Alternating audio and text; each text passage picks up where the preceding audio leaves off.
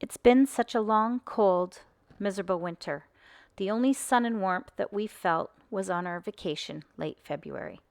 Mother Nature really tested us with unprecedented amounts of snow and an ice storm in March that hit so hard thousands of people were without power for weeks. We were not hit as hard in our hometown, but with the power out for at least 12 hours, our basement flooded. We chipped away one project at a time, and behind the scenes, we have been preparing to embark on our Great Loop journey. We renewed our passports, enrolled with Nexus, and had to travel to a U.S. border to do our interviews, so we chose Niagara Falls. We bought a new dinghy, Aka, our caboose, and we also upgraded our motor to a Tahatsu 20 horse. Because we couldn't fix our windlass, we were fortunate enough to find one to purchase at the Toronto Boat Show. We refinished our teak swim platform. There are still so many projects to be completed, but every day brings us closer to departure day. Well, it's the middle of March and we have some great news. With mixed emotions, but looking forward to some new adventures ahead and some new chapters and new stories and new friends. Cheers. We sold the house today. We sold her. We will share shortly what our next steps will be, but we do have some plans. Number one is getting the boat in the water, so we're waiting for the ice to melt. The marina's saying it's open beginning of May. May 1. May 1. So between the middle of March and May, we've got a lot of work to do. We'll be packing up and we'll be making arrangements for our next steps moving forward, which we will share later. But again, Cheers. Congratulations.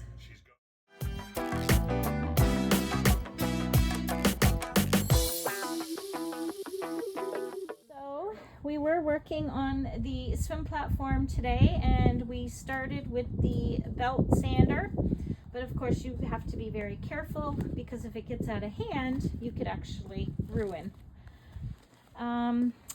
We did finish using this and by hand, but this is, sorry we didn't get a before picture, but this is sort of where we're at right now. It's coming out nice. We're just grabbing a few sanding pads. I think that's good. Sure works. Okay. It does. Okay, go. Show me how to do it.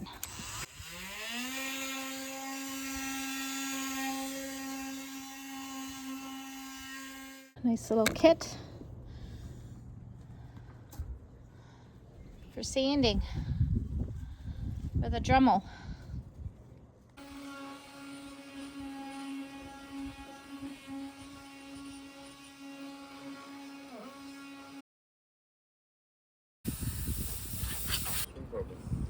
So is this the top or the bottom?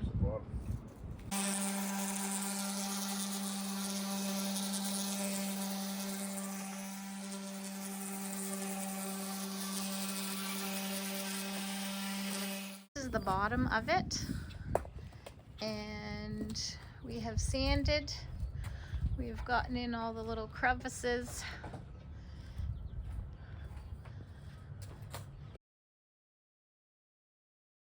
We gotta put teak cleaner on first. Teak cleaner? Yeah, we'll just get rid of some oils. Okay. And then we seal it. And then we're gonna, it's in good shape though. It's in good shape.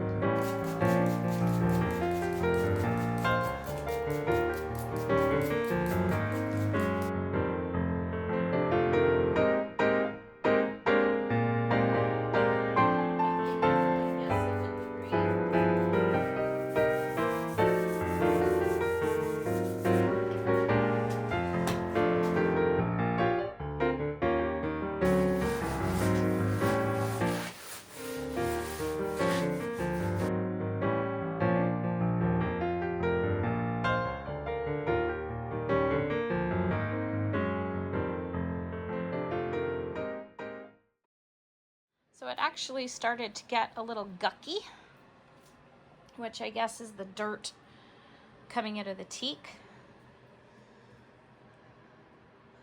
We have to let it dry 4 to 6 hours, but we're actually going to leave it overnight for 24.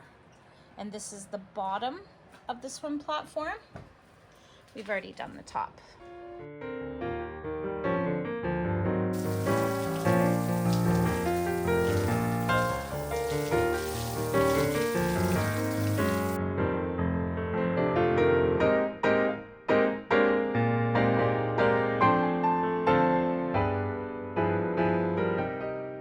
Today what we're doing is we are going through all of our paper charts. So we have a very gracious friend who has sold her boat, and she gave us a complete bin full of paper charts and maps. And we are going through them number by number to make sure that we have them all in order. This one is a chart book and cruising guide, and so we will be keeping this one as well, as the print is large, very clear to read, and you can never have enough navigational backups. We are going to keep these as references, but we're not going to keep these as using as a navigational tool. Skipper Bob will keep all his stuff. Skipper Bob. Because this is just anchorages. Yeah. So these are all his old books of the Intercoastal Waterway, New York Canal, another Intercoastal Waterway. So this one here is a Boater's Resources. It has all of the different shipyards, marinas. It's got the Champlain Canal, the Erie Canal. So we're going to keep this because it's interesting to see how many of these marinas are still open and operational. And it will give us a couple more different ideas, maybe not on the exact system that everybody travels with on the loop, but maybe we can find some little hidden gems if we use this kind of stuff. I just came across a small craft guide for Georgian Bay, 2nd edition, 1986. We are familiar with going up the Trent into the Georgian Bay.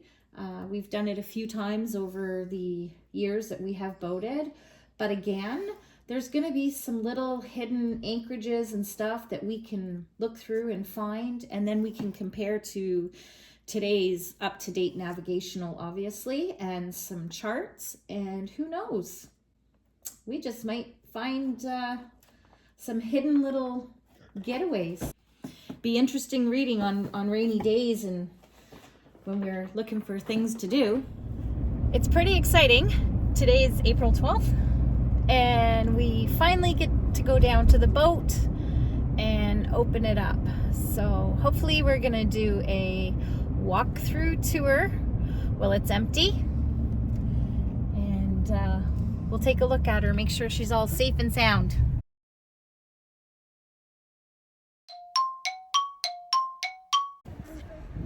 I guess we're not allowed in the marina today. We'll have to walk in. Well, this is it. We're fishing. Ice is melted. There's the big lift.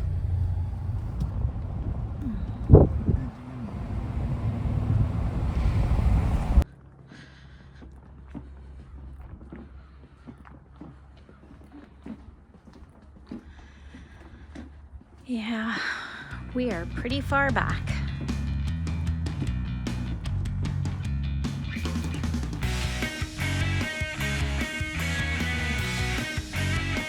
Is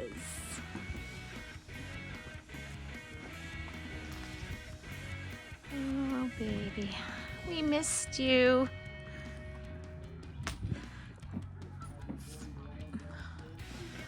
Oh, looks like they're doing all the docks. Oh, it looks good. Oh, the ice is still in. Looks a little chilly out there. Held up well. No holes.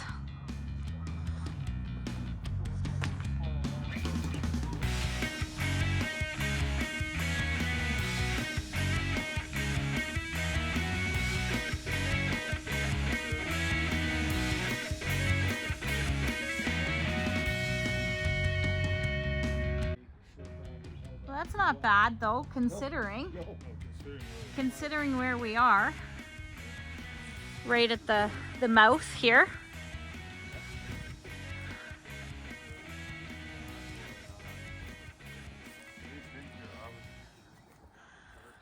Whoo, that looks chilly. That would be a perfect cold plunge. So remember, we used the pool noodles. They all worked, except for that one. But what a great job.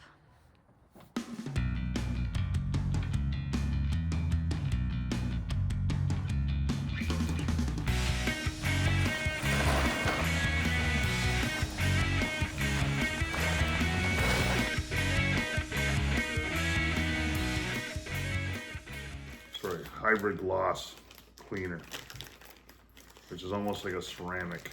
So sometimes we hear of loopers and they get the yellow mustache, as they call it. Will this help keep that down to a minimum? The